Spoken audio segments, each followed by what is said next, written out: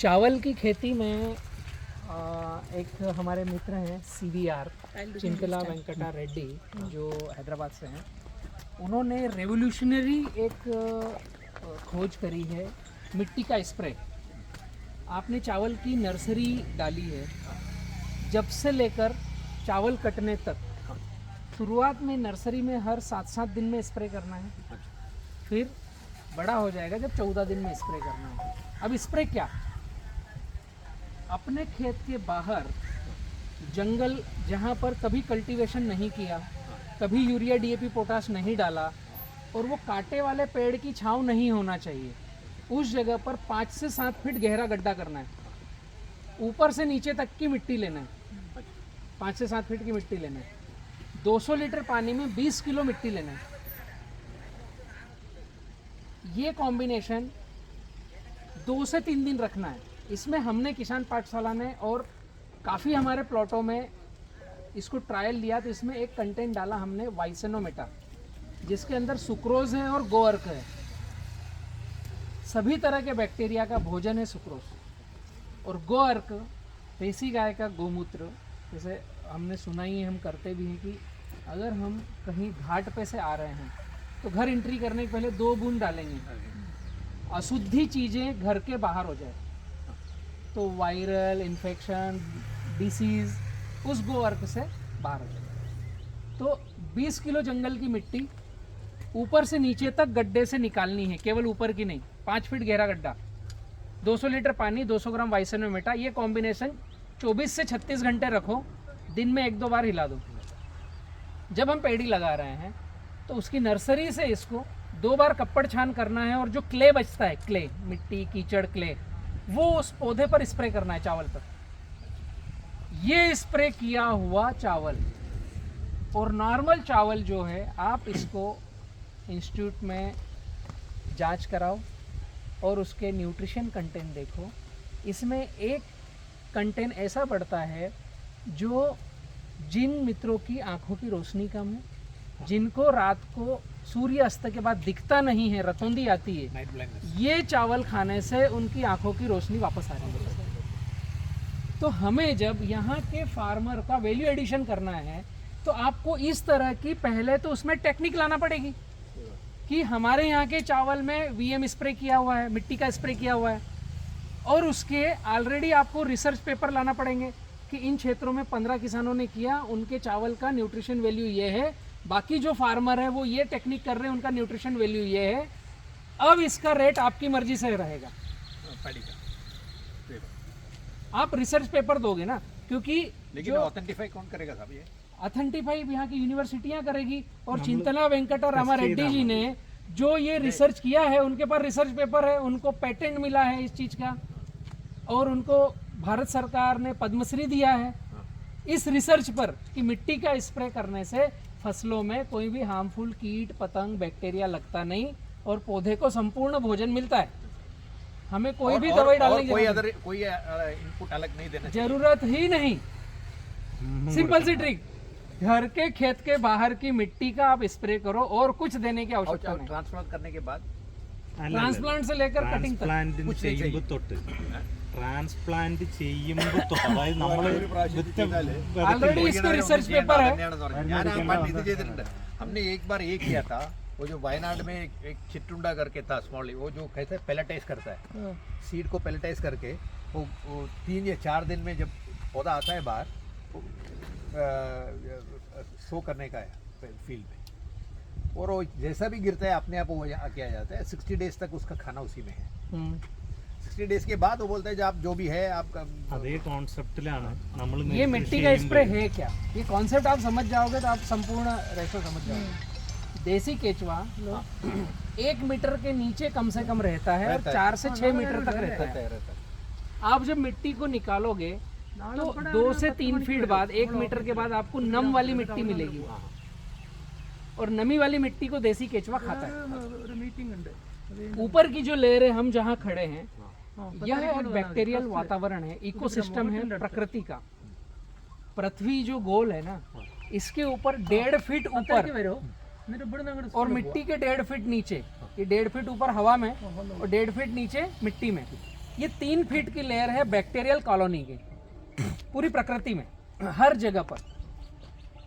हम अभी एक उदाहरण में देता हूँ, जो हम खटिया पर सोते हैं ना, उसकी 1.5 फीट से ज़्यादा हाइट रहती है। सही बात। क्यों कॉन्सेप्ट आया ये?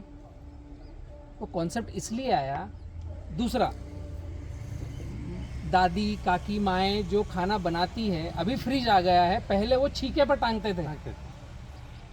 मटन मार्केट में जाएंगे, मटन मार्केट में जाएंगे तो जो मीट है वो अगर नीचे रहेगा तो सड़ने लगेगा, टांग देते हैं हुक पर। टांगते क्यों है? सड़न नहीं आएगी, सूखेगा, सड़ेगा नहीं।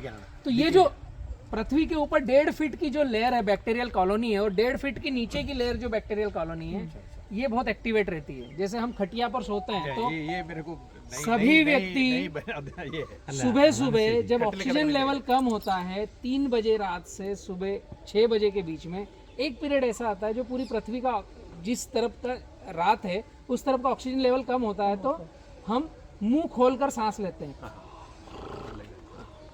क्योंकि नाक से ऑक्सीजन उतना जाता नहीं। और अगर हम नीचे सोएंगे तो बैक्टीरिया अंदर जाएगा और हम बीमार होंगे। इसलिए 1.5 फीट की खटिया का कॉन्सेप्ट आया। इसलिए माएँ दाल को छीके पर टांगती है कि नीचे रखेंगी तो खराब हो जाएगी। तो ये जो 1.5 फीट की लेयर है, जब हम मिट्टी खोद करके उस पानी में डालते हैं तो ये सारे बैक्टीरिया हमें प्लांट को ऑटोमेटिकली चले जाते हैं, हमें कहीं से खरीद कर लाना नहीं। दूसरा, जो मैंने बोला कि जो भी कचरे के ढेर होते हैं, बारिश आती है तो वो ह्यूमस निकलता है, नीचे जाता है। तो प्रकृति में कहीं से भी आप मिट्टी उठाओगे तो कहीं ना कहीं कोई ना कोई तो कचरा है ना। ये बारिश आई तो ये गल के नीचे ही जाएगा। जब नीचे जाएगा तो नीचे जाते जाते 2-3 तरह की लेयर बनती है। तो 1.5 फीट तक तो हेवी बैक्टीरियल कॉलोनी है, उसके बाद में न्यूट्रिशन कॉलोनी है, उसके बाद में जाओगे तो जो देसी केचुए जैसे कीट पतंग कीड़े हैं उनके रहने की जगह है। तो ये 3 फीट के बाद न्यूट्रिशन का महासागर है हमारी मिट्टी। हमें यूरिया डीएपी खरीदने की आवश्यकता नहीं। तो जब ये ऊपर से नीचे तक की मिट्टी लेकर हम पानी में डालते हैं और 24 से 36 घंटे उसको भिगो कर रखते हैं और उनका भोजन दे देते हैं, तो वो इन्हेंस हो जाते हैं। और वही जब सुक्रोज, मैंने क्यों बोला वाइसेनोमेटा 200 ग्राम सुक्रोज जैसे ही पानी में जाता है कार्बन डाइऑक्साइड देता है। तो पेड़ पौधों की फोटोसिंथेसिस कंडीशन को इन्हेंस करने के लिए आपको क्या चाहिए?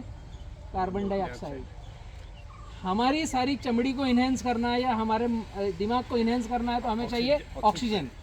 तो जैसे ही आपने सुक्रोज डाला पानी में तो वो कार्बन डाइऑक्साइड देगा, और वो पानी हमने स्प्रे किया तो पत्ता एक्टिवेट होता है, पौधा एक्टिवेट होता है, बहुत तेज़ी से श्वसन क्रिया करता है, और ये जो न्यूट्रिशन का महासागर उसकी कोटिंग पर गया, ये पूरा का पूरा अंदर एब्जॉर्व करता है। तो उसको मिल गया टॉनिक, उसको मिल गया उसका हवामान जो उसको चाहिए, और जो क्ले की लेयर है, कपड़ छान करना है, जो मिट्टी के गलने के बाद एक क्ले की लेयर आएगी। तो हमें पेड़ पौधों पर क्या दिक्कत आती है? रस चूसक कीट, इल, जो उसको पत्ते को खाएगी।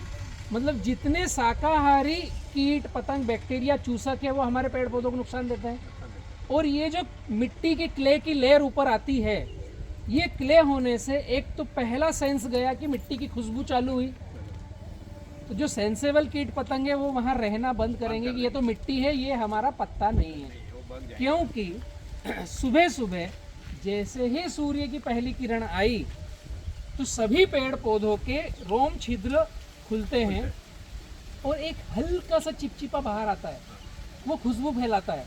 इसके कारण कीट पतंग बैक्टीरिया उस पर आकर बैठते हैं और खाना चालू करते हैं। और आपने मिट्टी की लेयर उस पर कर दी, तो जब तक वो क्ले है, जैसे ही वो चिपचिपा खुलेगा फिर मिट्टी की खुशबू जाएगी। जैसे अभी अगर यहाँ बारिश हुई तो मिट्टी की खुशबू आएगी, तो पौधे की खुशबू जाने की बजाय मिट्टी की खुशबू जाती है, तो कीट पतंग आते नहीं, आए तो उसको खाते नहीं, खाए तो वो फिर भूख के मारे ही चले जाते हैं, इनकी आते होती नहीं। पचाने की क्रिया मैक्सिमम चूसक की अलग है, और क्ले अगर इन्होंने खा लिया तो वो इनको पचता नहीं, फिर इनको भूख लगती नहीं, वो वहीं पड़ा रहेगा, तो फिर वो चले जाएंगे वहाँ से। मतलब ये सबसे सरल और आसान प्रक्रिया है रेसिड्यू फ्री फार्मिंग करने की। और आपको चावल को इन्हेंस करना है तो इससे बेस्ट विकल्प वर्ल्ड में आज की तारीख में कोई नहीं है कि आपके चावल के वैल्यू एडिशन आप कर पाओ। അതായത് कीट, पतंग, बैक्टीरिया, न्यूट्रिशन, फंगीसाइड और टॉनिक सभी का काम हो गया, और साथ में मिट्टी के स्प्रे करने से जो उसकी वैल्यू एडिशन हुई, उस चावल में न्यूट्रिशन इनहेंस हुआ, जिससे आप रोगों से लड़ने की क्षमता वाला फूड दे रहे हो पब्लिक को। Whole combination single signal VM spray.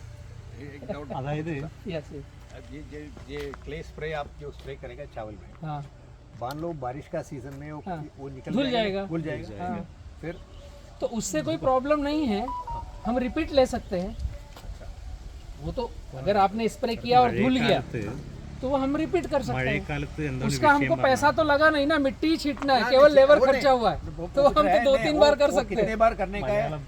Malayalam पे बताओ ये चीज वगैरह जो आपने बताया है Malayalam BSB Yes, yes, yes, Malayalam करता है അതായത് മൂപ്പര് പറയുന്നത് ഒരു കോൺസെപ്റ്റാണ് CMR റെഡ്ഡി എന്ന് പറഞ്ഞിട്ട് നമ്മുടെ ആന്ധ്രാപ്രദേശിലുള്ള ഒരാൾ കണ്ടുപിടിച്ചൊരു കോൺസെപ്റ്റാണ് ഈ കോൺസെപ്റ്റ് എന്താണെന്ന് പറഞ്ഞു കഴിഞ്ഞാൽ മിട്ടിയുടെ സ്പ്രേ മണ്ണിൻ്റെ സ്പ്രേ അതായത് നമ്മുടെ ഭൂമിയിൽ നിന്ന് മണ്ണെടുക്കുന്നു ആ മണ്ണ് സ്പ്രേ ചെയ്യുന്നു അത് എങ്ങനെ എടുക്കുന്നു എന്നുള്ളത് ഞാൻ പറഞ്ഞുതരാം ആ മണ്ണിൻ്റെ സ്പ്രേ ചെയ്യുമ്പോൾ മൂപ്പര് ഇത് റിസർച്ച് ചെയ്ത് കിട്ടിയാണ് ജോർജ് ബുഷ് വരെ വന്ന് ഇന്ത്യയിലേക്ക് വന്ന് അഭിനന്ദനങ്ങൾ കൊടുത്ത ആളാണ് CVR റെഡ്ഡി എന്ന് പറഞ്ഞ ആള് ആന്ധ്രാപ്രദേശിലുള്ള ഒരാളാണ് മൂപ്പരെ മൂപ്പര് നന്നായിട്ട് മീറ്റ് ചെയ്തൊരു വ്യക്തിയാണ് മൂപ്പര് അയാളുടെ കോൺസെപ്റ്റ് എന്താന്ന് പറഞ്ഞാൽ ഈ മിട്ടിയുടെ സ്പ്രേ അടിച്ച റൈസ് കൊണ്ട് ടെസ്റ്റ് ചെയ്തപ്പോൾ വൈറ്റമിൻ എയും ഡിയും ഇതിൽ വന്നു B complex also. B complex also സാധാരണ രീതിയിൽ എടുത്ത നെല്ലിൽ കിട്ടാത്ത വൈറ്റമിൻസ് മൂപ്പര് മിട്ടിയുടെ സ്പ്രേ മാത്രമേ ഉപയോഗിച്ചുള്ളൂ ആ സ്പ്രേ കൊണ്ട് നോക്കിയപ്പോൾ ഇതിൽ അഡീഷണൽ വൈറ്റമിൻസ് കിട്ടുന്നു അപ്പോൾ എന്തായി ഇത് നേരെ മൂപ്പർ ലാബിൽ കൊടുത്തിട്ട് അവിടെ നിന്നാണല്ലോ റിപ്പോർട്ട് വരുന്നത് ആ റിപ്പോർട്ടിൻ്റെ അടിസ്ഥാനത്തിൽ മൂപ്പർ ഇതിൻ്റെ പാറ്റന്റ് ഇപ്പോൾ എടുത്തു അതായത് മിട്ടീൻ്റെ തന്നെ കുറേ കോമ്പിനേഷൻ ഈ മിട്ടീൻ്റെ സ്പ്രേയിൽ പല കോമ്പിനേഷൻസ് ഉണ്ട് ഈ മിട്ടി എങ്ങനെ എടുക്കേണ്ടതെന്ന് പറഞ്ഞാൽ ഈ ആദ്യത്തെ 3 അടിയിൽ നമ്മുടെ എന്താ കിടക്കുക പറഞ്ഞാൽ ന്യൂട്രീഷണൽ വാല്യൂസ് ആണ് ഈ 3 അടിയിൽ കിടക്കുക ഈ ആദ്യത്തെ 3 അടിയിൽ ഈ 3 അടിയുടെ താഴെയാണ് ഈ എർത്ത് വേം ഭക്ഷണം കഴിച്ചിട്ട് അതിൻ്റെ വിസർജ്യങ്ങൾ ഉണ്ടാവുക അപ്പോൾ അതുകൊണ്ടാണ് 3 അടിക്ക് ശേഷം അതായത് മിനിമം ഒരു 5 അടിയിൽ കുഴിയെടുക്കുക ഈ കുഴിയെടുക്കുന്ന എങ്ങനെയാണെന്ന് പറഞ്ഞാൽ നമ്മൾ ഇതുവരെ യൂറിയോ DAPയോ അങ്ങനെയൊന്നും ഇടാത്ത സ്ഥലത്ത് അതായത് ഇതുവരെ നമ്മൾ അങ്ങനത്തെ ഇപ്പം ആ മരങ്ങളൊക്കെ നന്നായി വളരുന്നതിൻ്റെ കാരണം എന്താണ് അവിടെ ഒന്നുമില്ല പക്ഷെ അവിടെ എർത്ത് വേം അടിയിൽ ഫുഡ് കൊടുത്തോണ്ടിരിക്കുന്നുണ്ട് അതുകൊണ്ടാണ് നമ്മൾ ഈ യൂറിയോ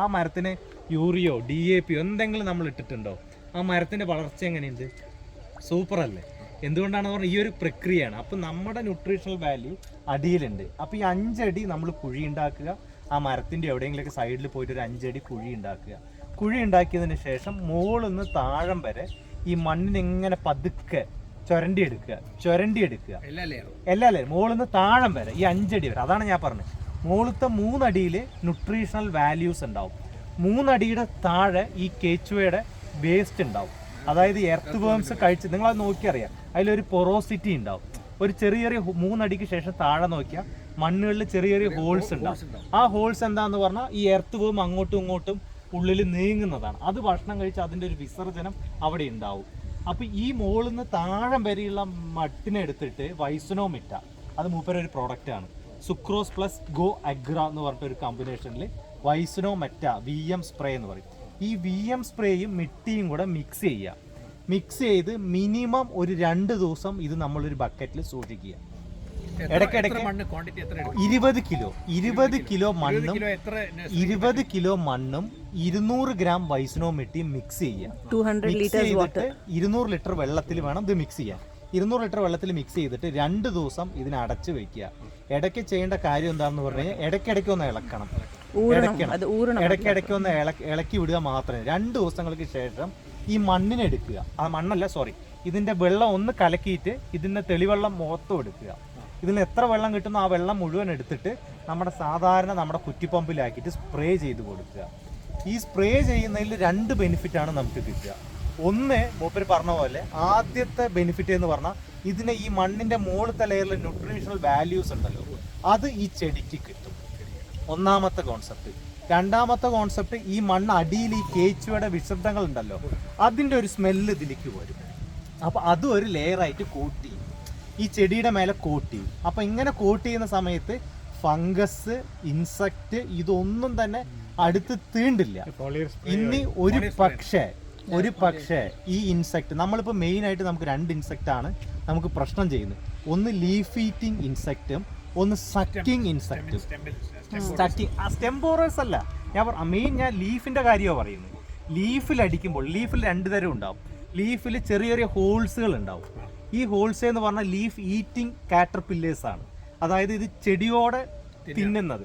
പിന്നെ ഒന്നും ചെയ്യില്ല, ചെടി അവിടെ ഉണ്ടാവും, പച്ച മാത്രം അതിൻ്റെ ഉള്ളിലത്തെ ക്ലോറോഫില്ലിനെ മാത്രം വലിച്ചെടുത്ത്, അതാണ് സക്കിങ് പെസ്റ്റ്.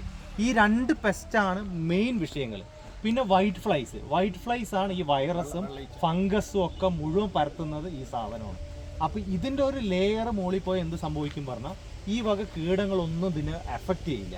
ഇനി ഒരു പക്ഷേ അത് തിന്നു എന്ന് വിചാരിച്ചു, നമ്മളെ പോലെയല്ല, ലങ്സും ലിവറും കീടങ്ങൾക്ക് ഇല്ല. ഈ ലങ്സും ലിവറും ഇല്ലാത്തത് കൊണ്ട് എന്ത് സംഭവിക്കും?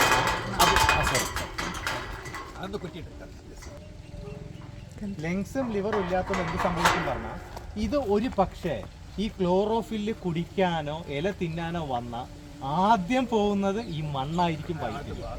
മണ്ണിൽ വൈറ്റാവുമ്പോൾ ഇതിനെ ഡൈജഷൻ ചെയ്യാനോ മറ്റേതിനോ ഒന്നും സാധിക്കില്ല. ഈ ഒരു തുള്ളി മണ്ണുള്ളിൽ പോയി കഴിഞ്ഞാൽ അതിൻ്റെ വയറ് നിറഞ്ഞ പോലെയാവും. പിന്നെ അത് അവിടെ കിടന്ന് ഇങ്ങനെ കറങ്ങും, ഒന്നും തിന്നില്ല, അവിടെ കിടന്ന് കറങ്ങും. അതിൻ്റെ ലൈഫ് സൈക്കിൾ ഒരു 7-10 ദിവസമേ ഉണ്ടാവുള്ളൂ. അത് കഴിഞ്ഞാൽ ചാകും. അതിൻ്റെ മുട്ടകളും അതിടില്ല, അവിടുന്ന് ഒരു സംഭവം വരില്ല. ഈ സംഭവം ഫുൾ ഇൻസെക്റ്റ് നമ്മുടെ ഫീൽഡിൻ്റെ വെളിയിൽ പോയി. നമ്മളിപ്പോൾ സാധാരണ രീതിയിൽ നമ്മൾ ഏതാ ഇൻസെക്ടിസൈഡ് എന്ന് പറഞ്ഞാൽ വാങ്ങിക്കുക? ക്ലോറിഫൈറിഫോസ് വാങ്ങിക്കും, എക്കാലെക്സ് വാങ്ങിക്കും, ഇല്ലേ, കറാട്ടെ വാങ്ങിക്കും. ഇതൊക്കെയാണ് നമ്മൾ ഉപയോഗിക്കുന്ന കെമിക്കൽസ്. ഇതിൻ്റെയൊക്കെ വില മിനിമം कुछ जरूरत नहीं है. अपर yield increase agum because ഇതിന്റെ വില എന്ന് പറയുന്നത് giving directly you are giving that sucrose thing with GOWORK, so it is increasing the yield also for the plant because you are directly giving the carbon dioxide which is required for the plant. Plus nutrition, no, Direct nutrition. ഇതാണ് സംഭവം. What is the proven results as regards to the yield? The complete research thing is there with that Dr. Reddy. Yield Allah विषय. ഇതിൽ quality of the grains ആണ്. Both. Curiosity है master. Yes, इसमें 2 function है. एक हमने स्प्रे अडॉप्ट किया, दूसरा यील्ड को एनहेंस करना है तो हमें उसकी टेक्निक भी अडॉप्ट करनी है 70-30 फार्मिंग की. हम अभी चावल कैसा लगा रहे हैं कि चावल हमने लगा दिया, उसको पानी में डुबो दिया, तो यील्ड उसको जितनी देना है उससे अभी मात्र वो 20-25% ही दे रहा है. इसका एक टेक्निक है कि नमी में रखो, कीचड़ में मत रखो. तो वो टेक्निक हम पूरा गाइड करते हैं. तो अभी आप जो चावल पका रहे हो उससे हमें यील्ड की प्रोग्रेस चाहिए, तो हमें चावल को 70-30 फार्मिंग में करना पड़ेगा. चावल की जड़ों के पास मॉइस्चर चाहिए, ताज़ा पानी चाहिए, बासी पानी और कीचड़ नहीं चाहिए, तो उत्पादन कम होगा. उसकी पूरी एक टेक्निक है. तो यील्ड भी आपकी इनहेंस होगी और क्वालिटी भी इनहेंस होगी. ये रेन फेड कंडीशंस में भी कर सकते हैं. हाँ, ഇതില് റെയിൻ ഫെഡ് ആകുമ്പോൾ എന്താണ് ഒരു വിഷയം? 365 दिन जो भी वेदर है, हर वेदर की कंडीशन में कर सकते हैं. മഴ പെയ്യും തോറും ഇത് ലീഫ് വാഷ് ചെയ്ത് പോകും. മഴ പെയ്ത് കഴിഞ്ഞാൽ ലീഫ് ഈ ലെയർ വാഷ് ചെയ്തു. അപ്പോൾ നമ്മൾ റിപ്പീറ്റ് 5 ദിവസം കൂടുമ്പോൾ ഒരു 4 to 5 ഡേയ്സിൻ്റെ ഇടയിൽ റിപ്പീറ്റഡ് ആയിട്ട് ഇത് അടിക്കണം. അതാണ് അത് അങ്ങനെ നമുക്ക് ചെയ്ത് പ്രൊട്ടക്ട് ചെയ്യാം. पानी बारिश होकर के गया, आप रिपीट करवा दो एक बार. നമ്മുടെ അവിടെ കണ്ടിന്യൂസ് ആയിട്ട് ചെയ്തുകൊണ്ടേയിരിക്കും. കണ്ടിന്യൂസ് കുഴപ്പമില്ല, കണ്ടിന്യൂസ് റെയിൻ ആയാലും कंटिन्यू रेन आएगा तो कोई डिसीज ही नहीं आएगी, वो बारिश ही डिसीज को भगा के ले जाएगी. तो जरूरत ही नहीं है. लेकिन बारिश आने के बाद जब एक सप्ताह खुला दिन आता है तब डिसीज आता है, तो तभी हमें आवश्यकता That is the time when diseases come post മഴ rain. പെയ്തുകൊണ്ടിരിക്കുമ്പോൾ വരില്ല.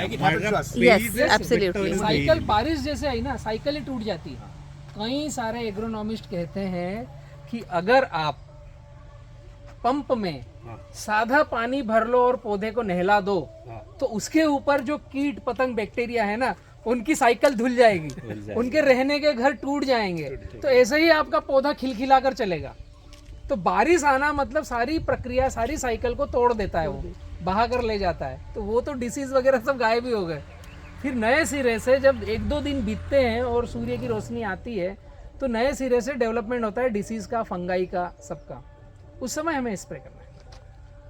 ഇതൊരു BM ആൻഡ് മിട്ടി സ്പ്രേ ഭയങ്കര ഒരു ഇതാണ്. इसको बोलते हैं Again, there will be a class for 70-30. It's a beautiful concept. when you say 70-30 Simple ആയിട്ട് ये പറയാം. जैसा 420 ऐसा बोलता है ऐसा 70-30 70-30. क्या है, ये समझ में नहीं आया കോൺസെപ്റ്റ് ഇത്രയേ ഉള്ളൂ, കോൺസെപ്റ്റ് ഇത്രയേ ഉള്ളൂ. 70-30 अनदर सूत्र है कॉन्सेप्ट का.